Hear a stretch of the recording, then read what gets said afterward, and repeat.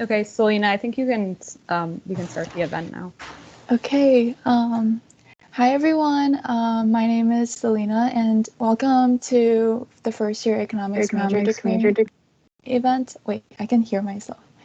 Okay, never mind. I'm the moderator, and I'm currently in my 1B term of honors arts and business co-op program, and I'm also planning to declare a major of economics. First of all, I'd like to thank everyone, all the panelists for coming. We're all here to share our experiences and hope we can get our questions solved by the end of this event. And we're able to have our econ advisors to be here at our panel to answer some questions. And can advisors start to introduce yourselves? We can start with Tessa. Hi, just trying to find my unmute button. I'm Tessa Carter. I'm the newest addition to the economics department. I've been in the advising role for about 3 months now, and I take care of mainly the management studies minor. I take care of some of the specializations and the economics minor, and as well as the 2+2 program, which probably isn't relevant for this panel, but it's an exchange we have with some of the Chinese universities. And Lin. Hi everyone, I'm Lin Skelly. I am one of the economics advisors with Tessa. I primarily advise on the econ major plans as well as the math econ, and typically any joint plans that would happen. But Tessa and I are happy to answer any questions you may have. Happy to help you along your academic journey, and answer, we just like to be here to help you along the way. So hopefully we'll be able to answer some questions today, and we are also happy to chat through email or Teams later if you have other questions once you declare your major. Okay, now we have other panelists are actually from our executive team at UW Econ Society. Originally we had 7 panelists, which was on our Instagram, but we have 6 here today. And I will go by the order here. So it's Christina, Zuleika, Amit, Samira, Hannah, and Natasha. And let's start with Christina introducing yourselves. Okay. Hi, everyone. My name's Christina. So I'm currently on an 8-month co-op, but I'll be going into my 4th year in September of the math econ program. And I'm also doing a computing minor. So my current co-op right now, I'm working for TELUS, but my other co-op terms, I've worked for RBC, Scotiabank, and also the federal government. And I'm also one of the current co-presidents of the Economics Society. And Zeleka? Thanks, Selena. Hi, everyone. I'm Zeleka. I am the other co-president of UW Economics Society. I'm so excited for this event. We'll get to chat with some of you guys. So I'm in my 4th year honors arts, double majoring in economics and psychology. And I'm in a regular stream, so I'm not in co-op. I guess I can talk a bit about like my volunteer experiences and other non-academic experiences. So I have been in UW Economics Society as a vice president of marketing for 2 years, and now I'm the co-president. I've worked with Waterloo residences in the past, and right now I'm digital media coordinator for WUSA. And yeah. And next is Amit. Hi, my name is Amit. I'm currently between my 3rd and 4th year in economics and business, and I'm doing a specialization in finance. So I'm currently on an 8-month co-op at a tech company called 1Password in downtown Toronto as an accounting analyst. My previous co-ops have been in different industries. I was in retails at Staples Canada as a communications coordinator. Then I went to tech at a small company called Blue Cat. And then I was also in government. So I worked as a financial risk analyst for the Office of the Superintendent of Financial Institutions. And right now I'm VP of Economic Analysis on UW Econ Soc. So yeah, really excited to be here and talk to all of you. Next we have Samira. Yeah. Hi, everyone. I'm Samira. I am in my last term of economics and business.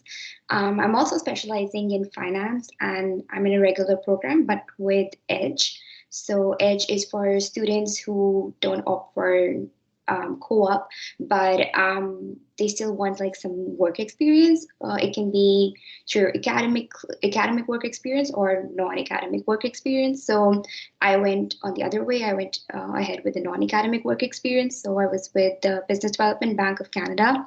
I'm still with them as a part-time student, I guess. And yeah, that's about me. I'm excited to be here too. And next we have Hannah. Hi, everyone. Hannah's studying economics and business in my 3B term. Moving into my next co-op, which will be this summer, and also my final co-op, I'm going to be working at Scotiabank as a business analyst. But prior to this, my co-op experience has been pretty much exclusively in the government, so in public service, whether in federal or provincial level. So really excited also to be speaking with all of you guys today. And lastly, we have Natasha. Thanks, Lena. My name is Natasha. I am on an 8-month co-op and heading into my 4th year in Honors Arts and Business Economics. I have mostly co-op experience in government. I've worked for Ontario Lottery and Gaming, the Ontario Ministry of Finance, and I'm currently with the Ontario Ministry of Labour. I've also done a co-op term at the University of Waterloo, which is a great experience as well. I've chosen not to specialize in anything, so just have an economics degree, and I've taken courses across a broad spectrum of economics. I'm currently a TA for 231, so international economics, and 290. Yeah, that's about me. Okay, since everyone's done with their introductions, I will start to ask the questions. These questions are received prior to the event, and I'll be asking questions to who is the most knowledgeable, but everyone else at the panel can still elaborate on the question if you have the answer to it. And once we go through all of our questions, we will be having a Q&A time when all of our students can unmute your mics and ask your questions. You guys can also type in the chat if that's better for you, and I'll ask it for you guys. So yeah, let's get started with the questions. First, for the advisors, does the number of students that enter the economics major has a limit? So I can jump on this one. There is no limit for the number of students who can declare economics as their major. We've got, math econ, we've got honors economics, we've got 4-year general. So there's a wide span of students across all those, and we get a lot. So there's no, you won't be cut off if you want to declare econ and you think there's too many students. There's not. Okay, for Christina, what is the difference between the math econ major and econ major and the career opportunities? Yeah, so I'm in the math econ program. So the difference with this program and the regular econ program is that you actually take 13 math courses. And there is also a few econ courses that you take that the regular econ majors don't take. So I was drawn to this program because I always enjoyed math, and I think combining it with another subject, econ, I thought was a really good opportunity for me. For the career opportunities, I think if you're really interested in like data analytics and kind of like more technical programs, it does give you a strong like statistical foundation. But I think like if you should pursue what you're interested in, and like either degree will give you like open doors when you graduate.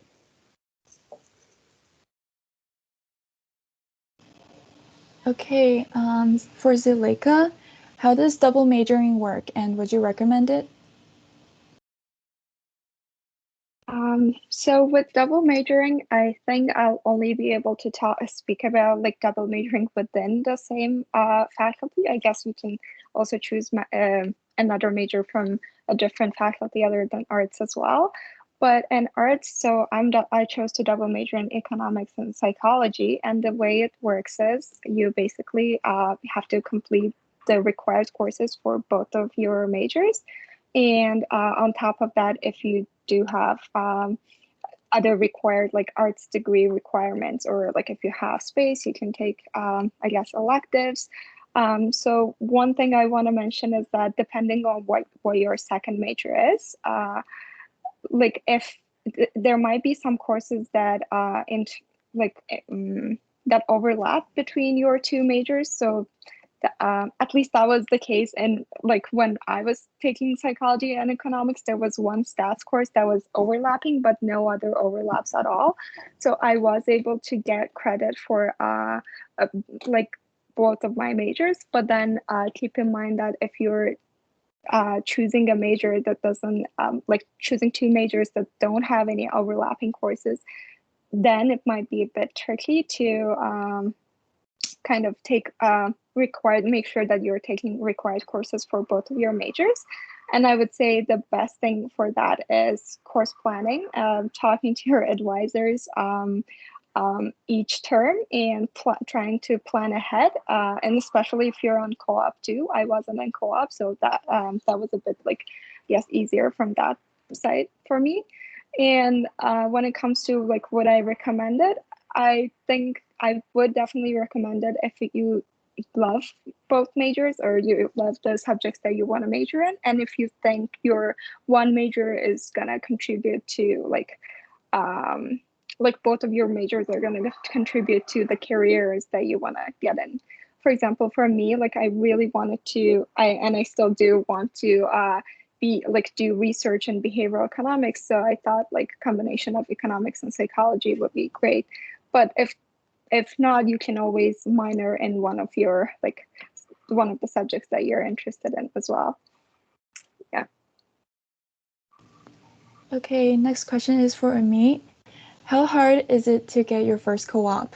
What types of jobs should a 2A student apply to? So I think how hard your first co-op is really depends on you and the experiences that you've had. But for me, for example, if I can give a personal example, I would say it was pretty hard for me. I didn't really have any prior experience. So it was my first full-time job that I was going for. So I did go into continuous and pretty late into continuous until I found a job, but that's totally okay because it's your first time looking for something that's actually like working in an office and being a real employee. So what I would recommend to apply to, I guess it just depends on what you're looking for out of co-op. I think for my first co-op, in my first round, I was really applying to things that interested me, but then also had skills that I had, but also wanted to build on. So I was mostly going for analyst types of positions. I was looking for more business type of jobs because I was like, if I get into the corporate environment, it will help me later on. But I think really in your first co-op, if you don't have much experience, it's really about getting in there, looking for a job that interests you, but one that you think could like help you in the future to get to better jobs. There's 5 different co-op terms, so I'm sure you can get to the perfect job at some point, but I think the first one is really about getting those skills and starting out in the work environment is what I would say. Okay, next for Sumita. How mathy is Econ in upper years? Does the later Econ courses contain programming languages like R? Yeah, so it can get like super mathy starting from second year. So you start off with this course called Econ 211. It's Introduction to Mathematics. That kind of really helps you set the base for other like mathematical econ courses. I wouldn't say it's very heavy. It's still your basic algebra. So as the courses are progressing, it's styled in a way that will make you comfortable with whatever math that you have in your courses. But like for me, I would say it wasn't like getting the math part wasn't like that difficult. It's pretty generic math, and it's more of like a repetition of just the basic algebra. And the other part was about R, right? So with R, there are going to be a lot more like statistical languages, considering that we have to take econometrics courses. So any kind of econometrics course would require you to tie it up with the statistical software. So it can be Stata, it can be R. As you go in the upper years, some professors also give you the choice for MATLAB. And like currently I'm taking a course where my professor is open to using any software. So some of my classmates are using Python, and I think another statistical language, which is out of my mind right now. But yeah, so they do teach you. There's a lot of tutorials which are available. And they post a lot of like stuff which can really help you out. So yeah. Okay, next is for Hannah. How much of what you learned do you feel is applicable to your everyday life? That's a good question. So I was thinking about this, and I would say that there's nothing very super concrete that I would honestly apply to my everyday life from our econ courses. But I would say that a big thing that has been kind of a big pattern throughout any of my econ courses, whether it's more math related or more theory related or more statistics related, is that logic component that comes with it. So I really do think that economics has improved my logic skills. In a lot of the courses, you have to explain kind of very complex topics and complex ideas and kind of make those make sense to whoever's reading it. So I know, like, for example, in assignments, you have to kind of explain why what you do to X affects Y or something like that. So that logic component has been a big thing in my everyday life, and being able to communicate kind of more complex ideas has been something that I've been able to gain from my econ courses. Okay, for Natasha, what are potential careers in economics? That's actually kind of an easy question to answer, considering there's such a variety of ways you can go with economics. You'll notice with the specializations, there are some in econometrics, finance, policy, but basically economics, as if you've taken Econ 101, the definition is how people and businesses deal with scarcity. So in every business, you find yourself with the need to make decisions, and economics helps you with that. So there's government, which is very econometrics heavy. You're looking at policies and evaluating them. There's sort of the more finance sector, where you're going into data analysis, along with like wealth management, but also risk. So then there's the more accounting side of things. If you're looking at Deloitte or EY, where you're doing consulting, auditing, that kind of thing. So there's really a broad variety that you can go to in terms of careers with economics. I really like what Hannah said about logic. That's what you're really learning, and it's very applicable to a lot of different businesses. And you'll find if you choose economics as your major and you look through all the co-op opportunities available, you'll see a variety of them. And it's nice, as Amit was saying, that you're able to choose one area, and if you don't like it as much, there are a lot of different options for it. So I definitely think there are a lot of options when it comes to careers. Okay, the next question is for all of the panelists. So what is your favorite courses you have taken so far? We will go in the same order. So Christina. So my favorite econ course that I've taken before is Econ 392. So that's a required course for math econ, but I think if you're in regular econ, you can take it as an elective. And it's a game theory course, so I found it really interesting. Zuleika. So it's really kind of hard for me to choose my most favorite econ course. I will say that I've also taken 392, and I really enjoyed that course as well. But one of the, I think, econ electives, or like, I guess, like not required courses that I took in my third year was called Gender and Economics, I believe. It's only offered in fall term, and it was a great course about, it talked about basically all the government policies, or like from taxation to education to politics, and how it all affects like gender discrimination that we see in the society, how it contributes to gender pay gap, and yeah, that was I would say my most favorite course.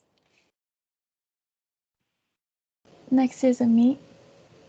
Yeah, so I actually haven't gotten to take many econ electives yet, but if I had to choose from one of the courses that we've had to take so far, probably one of the econometrics courses, because that's the side that I like more, like 323, for example. I just love learning how to manipulate data and using whether it's like R or Stata and getting to see how you can make economic decisions and stuff like that. So yeah, I like more the analytical side. Samira. Yeah, I agree with Amit. Even for me, I think Econ 221, which was basically the introduction to stats, I really like that course because before that I was really intimidated by stats. And once I took that course, I realized that I actually really like it, and it just changed my whole like perception about stats and econometrics. So I think that would be the course for me. Next is Hannah. Yeah, so I think my favorite course is one of the electives I'm taking right now, which is Econ 255. I believe it's called Introduction to Natural Resource Economics. So it was something that I was kind of interested in. I've always been kind of interested in learning about sustainability and, how we can form the best policies to kind of make sure that our natural resources are safe and secure for the future. But there are a lot of courses in econ that I think you would be surprised exist. So I was pretty surprised that this exists. As Zeleka mentioned, gender and economics is something also that exists, and you can kind of see the crossover between these other kind of topics and economics. So if you have an interest that's maybe not specifically economics, maybe you're interested in the environment, definitely this is a good course to take. I think we also have an environmental economics course as well. So yeah, definitely, keep looking and you'll probably find something that you're interested in. And lastly, we have Natasha. Hi, so my favorite course was one of the electives I took, Econ 241, Public Economics. That was really important to me. I took it the semester before I entered government, and it gave me a great understanding, and I was able to do really well on my co-op. I'd just like to remind everyone who's attending, you can look at the list of any prospective major of the courses that you can take in future. So there will be a list of public economics, international economics, health economics. So we're naming all these courses, but you can find the list of them. And I think it's important when you're looking at prospective majors to compare the courses you want to take in future and see what will happen throughout your degree. Okay, now we're starting from advisors again. This question is there a 3-year BA in economics available at UW?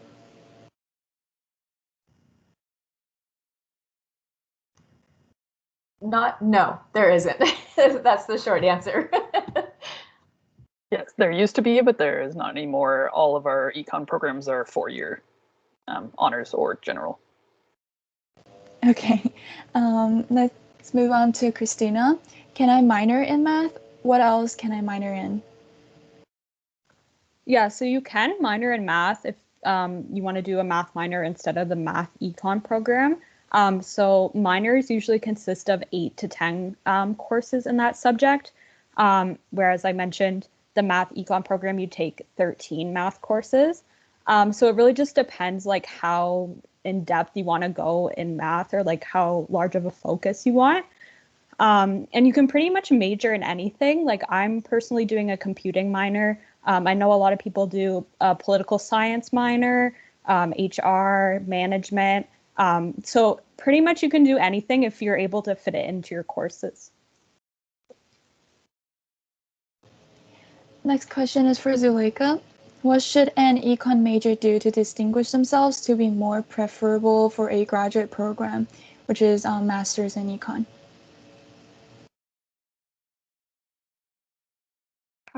Yeah, this is a good question, especially because for the longest time I couldn't decide if I wanted to go into like grad school in psychology or economics.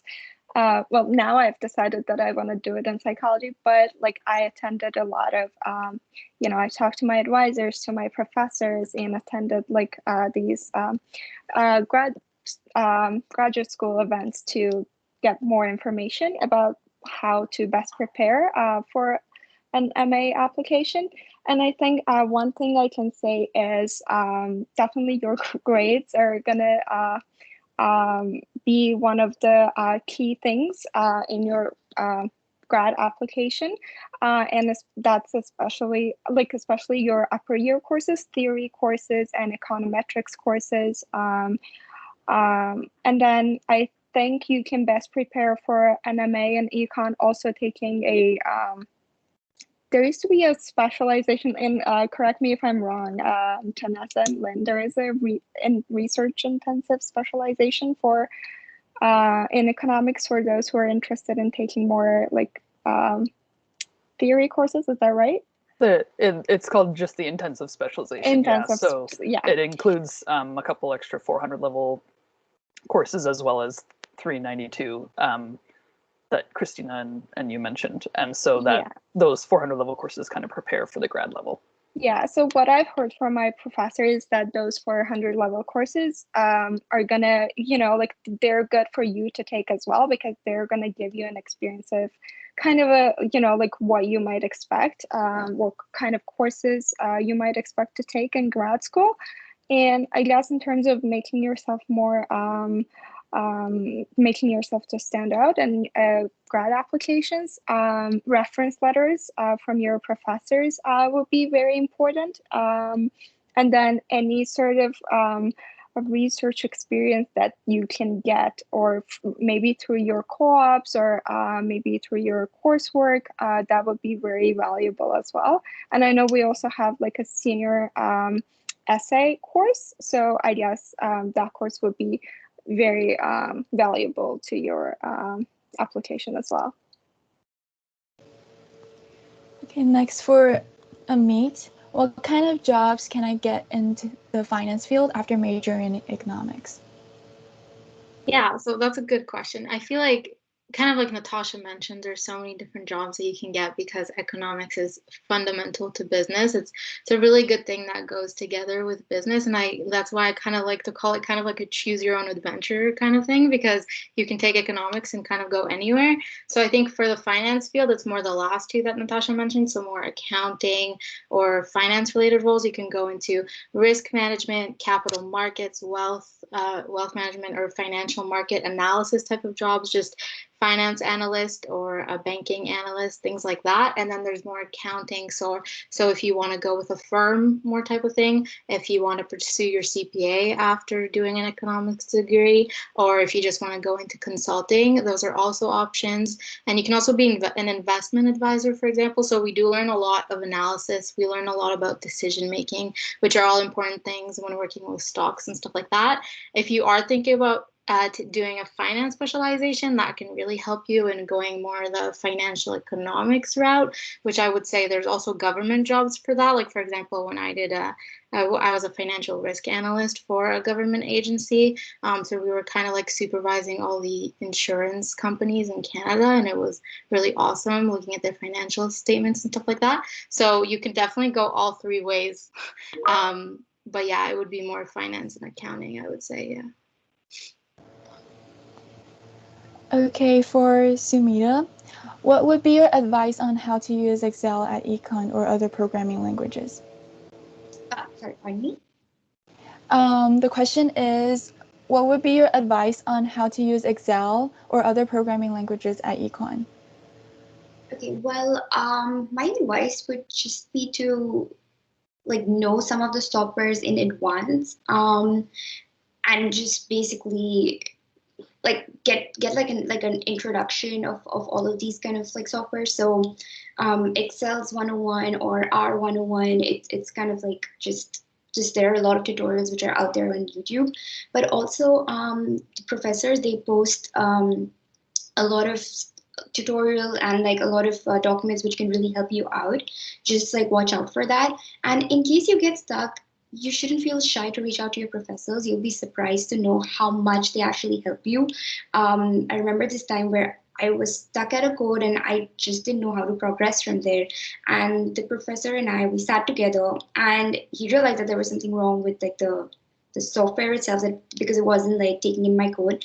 And we sat down for like hours just to figure that out, and he helped me fix it. Obviously he did not give me the answer, but then he helped me like understand where I was going wrong or like whatever was happening. So yeah, that is that. And then yeah, I guess just paying attention to your tutorials would really help. And yeah, that's about it. Okay, thank you. For this question is for Hannah. How does the specialization work, and what can you specialize in? Yeah, so I think as Natasha mentioned, there are 3 primary specializations. So you can specialize in finance, which is what I'm doing, econometrics, maybe if you're more interested in kind of the more statistical side of economics, and also public policy or policy, if maybe you want to go into more of a public service or a government route.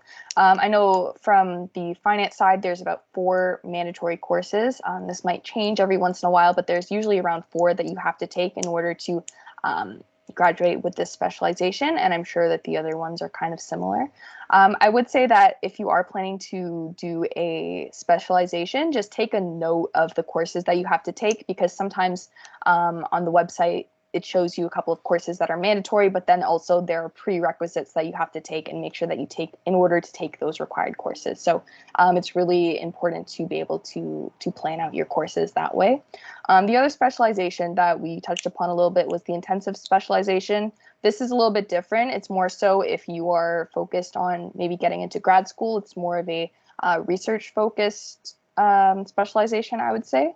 But for the other ones, it's really more so about your interests. So if you're interested in that particular thing, and maybe if you want to specialize in that in order to get a job in that kind of field, then I would definitely recommend declaring a specialization.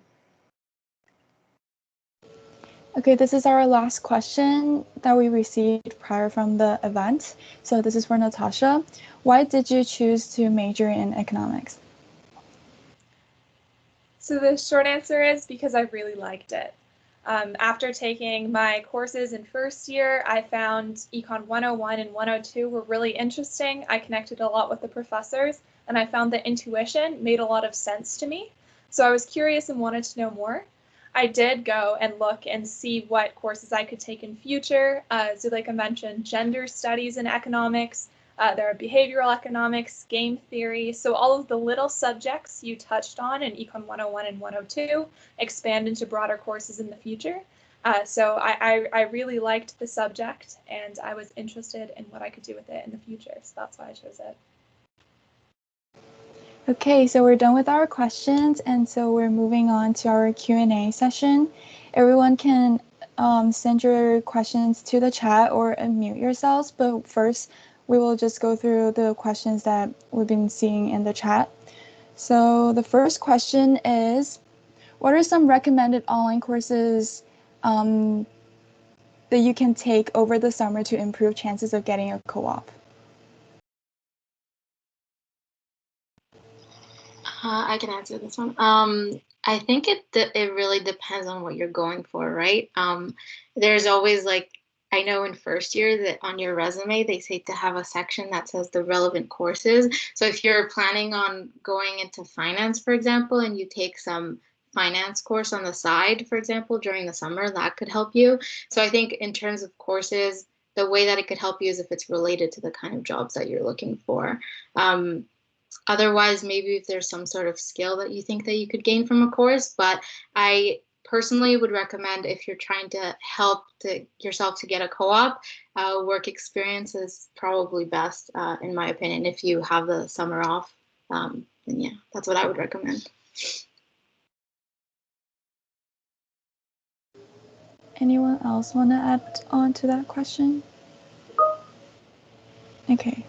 I can add on to that question. Just because for your first co-op, there's not a whole lot to go off of, so a lot of jobs will look at your grades.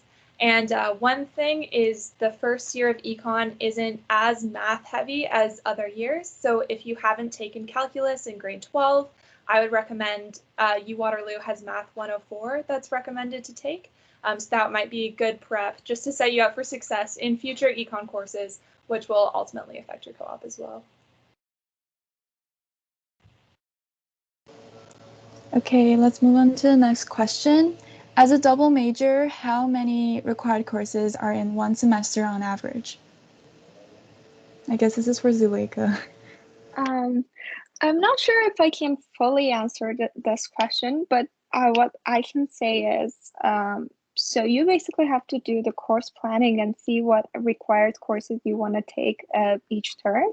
If you're double majoring, that's why I said course planning beforehand is very important because some courses are offered only in certain terms, and some courses, especially in econ, some courses are prerequisites for you to take in order to be able to continue with other courses and go to your second, third, and fourth years. So I think we should definitely look at what courses, what econ courses, let's say, you might want to take in a given term, and then try to coordinate that with your other major, depending on like what prerequisites you have, what required courses are offered in which terms, and so on. But maybe our advisors can add more into this question. Yeah, that was a great explanation, Zeleka. Going along what you were saying, usually students in econ take 2 to 3 econ courses each term. So if you are double majoring, you're going to take another for that major. For example, if you're econ and arts and business, you're usually taking some econ, some arts and business, some electives. So it really depends on what other major you're doing, when the courses are offered, and which econ courses you need to get done in the correct sequence, especially if you're on co-op. I recommend that you reach out to us, to an advisor, to Tessa or I, to figure out if you want to do a double major, and then we can help with your course planning in terms of getting all your courses you need before graduation. And I will just make one note too, depending on your double major, and if you're wanting to do a minor on top of that, if your degree majors are getting a bit more complicated, it may take an extra term or courses on co-op in order to finish all those requirements. So that's just another note to add there. Do you have anything to add? Sorry. Or go ahead. I was going to say, I think like extra advice other than going to your advisors is to have an Excel sheet with all the courses you need to take for your arts breadth requirements, for your econ major, everything, because once you get to later years and you're like, oh, I didn't take this course, then it gets kind of annoying if you can't take an elective that you love when you have to fill some type of requirement that you could have done in first year, for example. So just like keeping track for yourself and talking to your advisors is really good advice in advance. And it does help us as advisors if you do have kind of things tracked, because then it's easier for us to be able to jump in and see what you're looking at and what you're interested in. Okay, so the next question is, if you enroll in co-op but don't like it after your first work term, could you switch to a regular stream of study?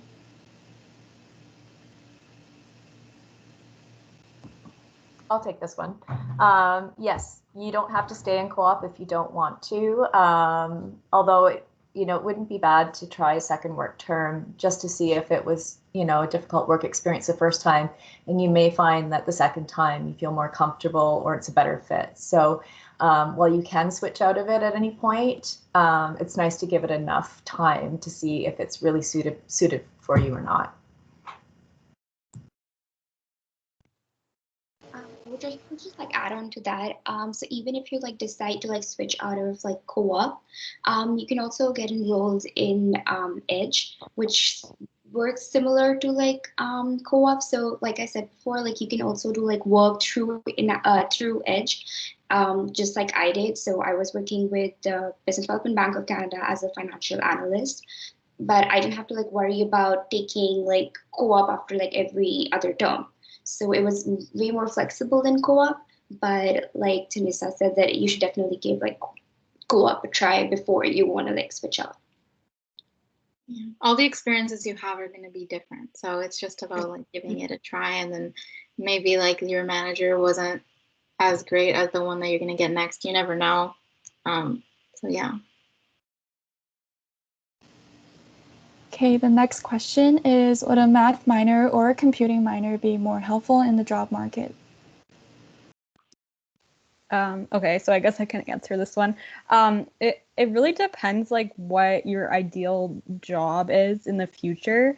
Having a computing minor, like I mentioned, I'm really interested in going into like data analytics. That's why I did math econ.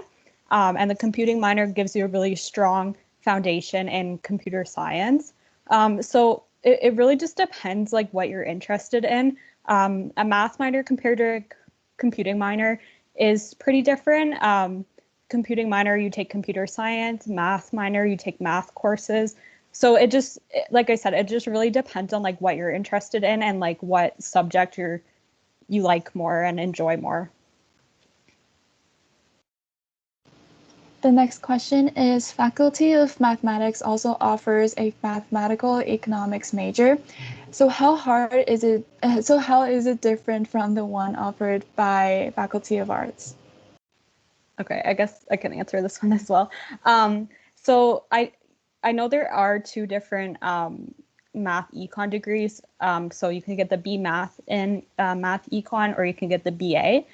So I'm in the BA. I'm getting mathematical economics under the Faculty of Arts. So the degrees are kind of different. If you're doing the B Math, the math courses that you take are at a higher level. If you're doing the math econ through arts, you have the option to take math courses that are at the non-specialized level. So they are, I would say the math courses are easier if you're doing it under the BA. Whereas if you're doing the B Math, it is a bit more difficult. And I think the other difference is also if you're doing the BA in math econ, you take more econ courses. And if you're doing the B Math in math econ, you take more math courses. So it just really depends, like, and also if you're doing the BA, you have to do the arts breadth requirements. So you're kind of just taking more arts related courses, and the B Math, you're taking more math. I don't know if the advisors want to add anything, but. I can add on just a bit there. You do a good description of kind of two different things.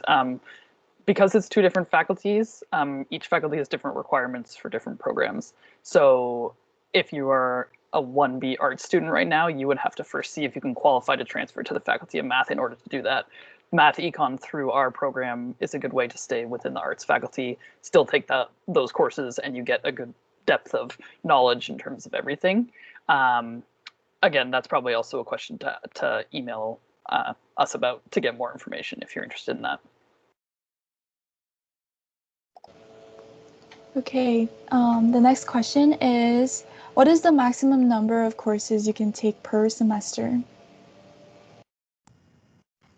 I'll answer this one.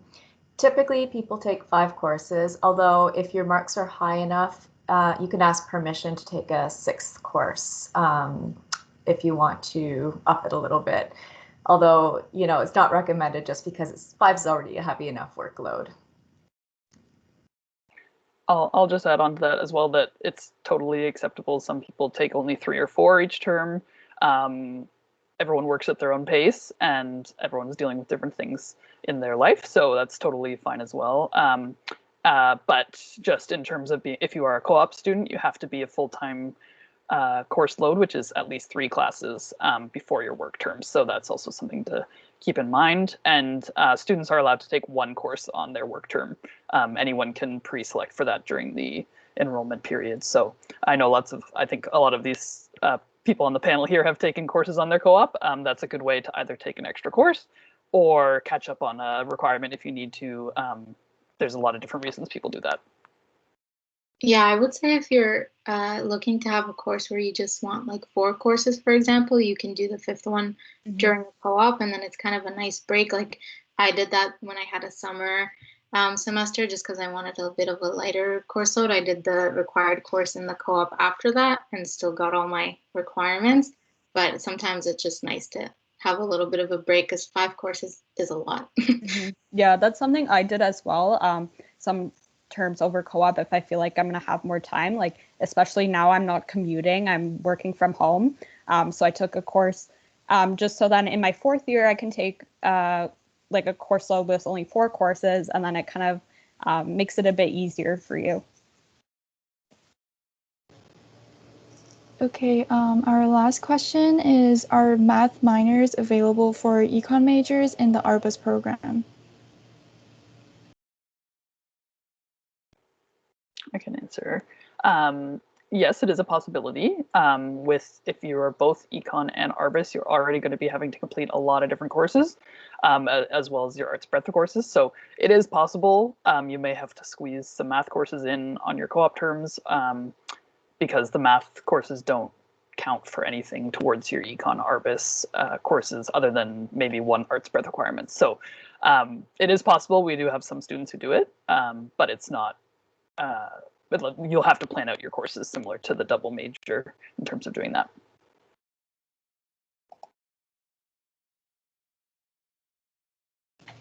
Moving on to the new question, how different would employment opportunities be for a mathematical economics major versus an economics major with an econometrics specialization?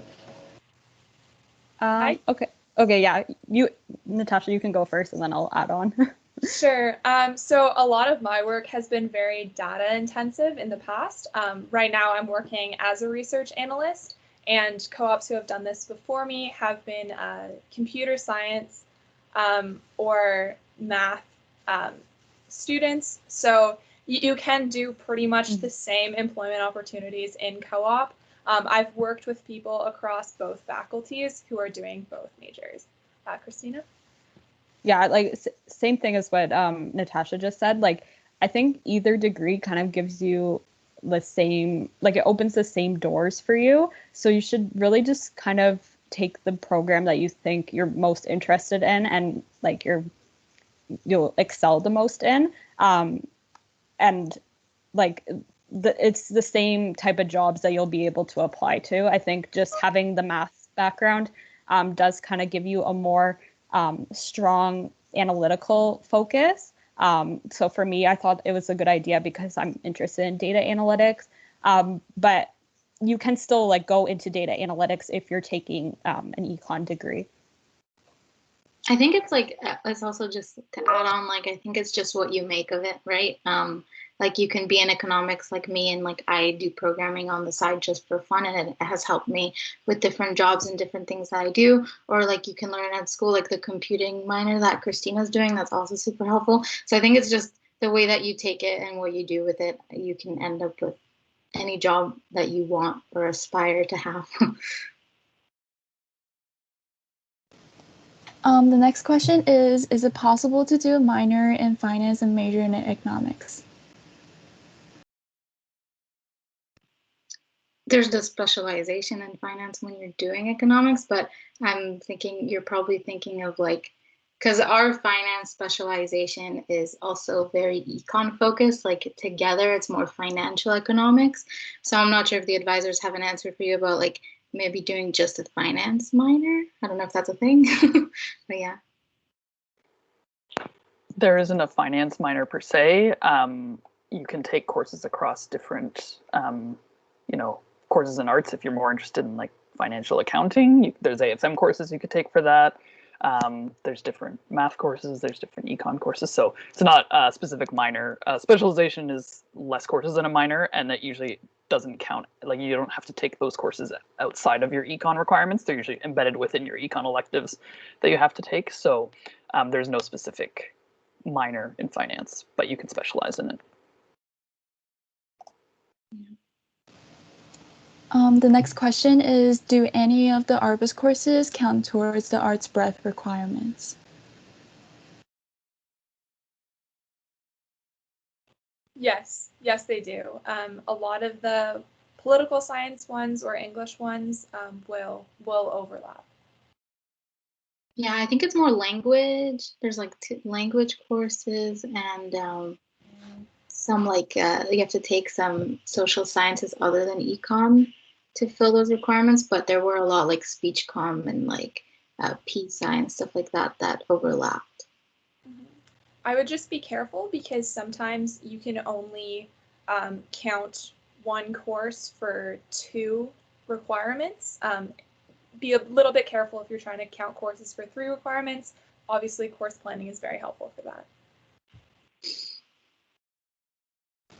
So this is all the questions we get from the chat. If you have more questions, you can send it here since we have 5 more minutes left and we can get to your question. Or you want to open your mic, you can raise your hand and unmute your mic. Yeah, and if you think of any questions after the event, you can reach out to the Economics Society. Our Gmail is uw.economics.society@gmail.com, or our Instagram is at uw-econsoc, and of course you can also reach out to the advisors as well. We're also open on Instagram if you want to DM, if that's more comfortable with you, and we're always online, so. We have a new question. If you're coming to UW in the fall as a first year, how would you go about course planning?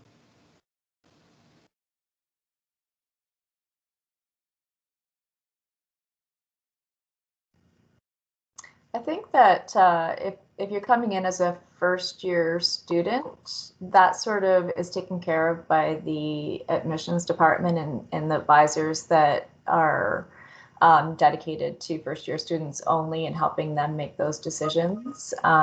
Lynn, if you have anything to fill in on that.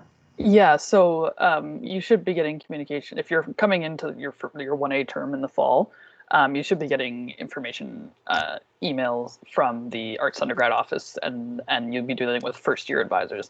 If you're looking to minor or major in Econ, then you're usually going to be taking Econ 101 in your fall term, and usually Econ 102 in the second term, but the first year advisors will give you a lot more information on that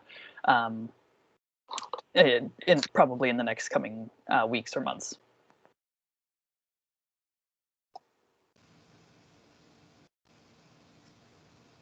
I'll just add as well, I put the Econ advisor email. We have a joint email that multiple advisors answer to. So if you have any Econ advising questions, either about declaring your major or when you're in the fall, when you're in your 2A term, if you have any questions or issues, we are happy to guide you along the way and help with course planning, any enrollment questions, enrollment issues, that type of thing.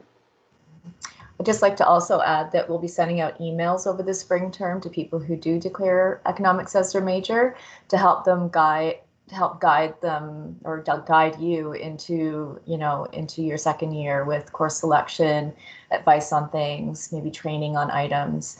So don't feel like you'll be left alone. We'll be letting you know lots of information.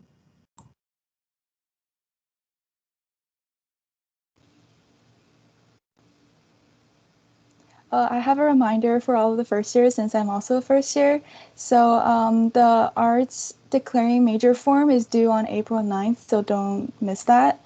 That's very important. And make sure you fill in the right information and the majors and minor you're trying to declare. And do we have any more questions? You guys can still type in the chat.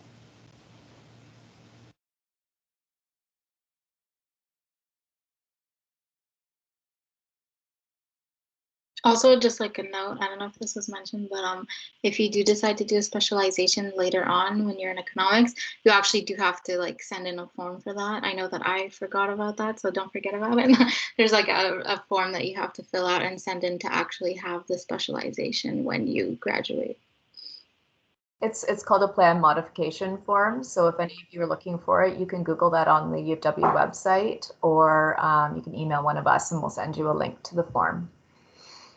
Yeah, and I don't know, I think this is the same for specializations as minors, but you can declare them whenever. So I know you guys have to fill out the form soon, but and declare minor, but you can decide to declare one later. Like I declared mine in second year just because I started taking my required CS courses and I really liked them and I wanted to take more. So don't feel pressured to like declare something now. You have tons of time to declare that. We have a new question here. Can you talk about differences between econ minor and econ theory minor? Typically, I look after the econ minor stuff, but I'm so new that I might have to defer to Lynn if she knows more about the econ theory minor. So the difference, they're both 8 courses. The econ theory minor, like it says, is all about the econ theory courses. So you have more required courses you'd have to take for that, and you would be following along, taking similar to what an econ major would be taking for the actual core econ courses. The econ minor requires 8 courses as well, but there's more flexibility in which courses you have to take. So you have to take Econ 101, 102, which most of you new students are probably already taken. And then there's 2 other kind of required courses you have to do, but then you can take 4 other electives, any econ courses that you want. So that might be, you know, economics of sports, economics of natural resources, or upper year levels if you're really interested in that. So it's kind of, the one is a bit more intensive, kind of if you're into that econ theory. Most students we have are more the econ minor, just the general minor. I see the other question that was just posted after that too, which I can add. If we decide to do mathematical economics, can we also add a specialization like finance? Yes, you can. If you are any econ major, whether that's a 4-year general econ major, an honors economics, or math economics or mathematical economics, you can add a finance specialization or the public policy or the econometrics. And like Christina said, you can declare it at any point. You can switch if you decide you want to. You say you want to do the finance specialization and later you want to do the econometrics one. You can do that. You just can't do 2 topic specializations. You can't graduate with 2. We have a next question. Could you do an exchange if you're in a co-op program, or is that only for students involved in a regular stream of study? Yes, you can go on exchange in a co-op program. I went to Singapore in 2020, but one thing you have to consider is it takes a bit of planning because you can't take required econ courses while you're on exchange. And then for co-op, you just have to make sure you're back in time in order to take a co-op term, or you may need to drop a co-op term.